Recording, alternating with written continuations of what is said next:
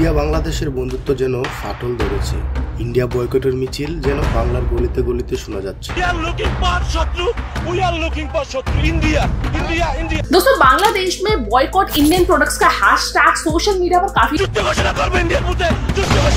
কি হয়েছিল তা জানতে আমাদের অনেক পিছনে যেতে হবে।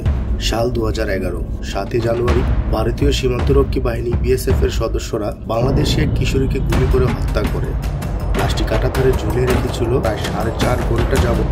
হ্যাঁ, আমি ফেলানির কথাই বলছি।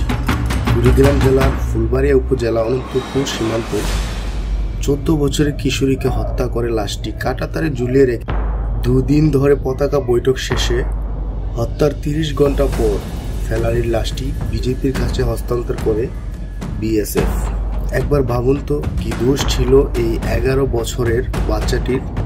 শুধু এটাই শেষ নয়, HRO এর রিপোর্ট অনুযায়ী ইন্ডিয়া বর্ডারে 2019 থেকে 2020 সাল পর্যন্ত 1185 জন বাংলাদেশিকে গুলি করে হত্যা করে ইন্ডিয়ান বিএসএফরা। সমস্যা যেন এখানেই শেষ নয়।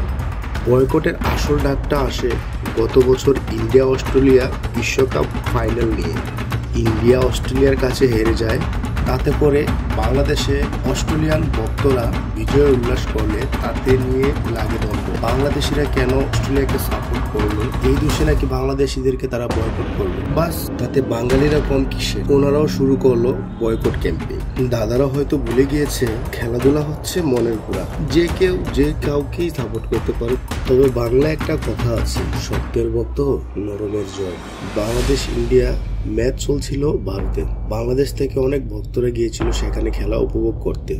যে আচরণটা করলো তারা, এটা কখনো সভ্য জাতি বা বন্ধুদের আচরণ হতে পারে না।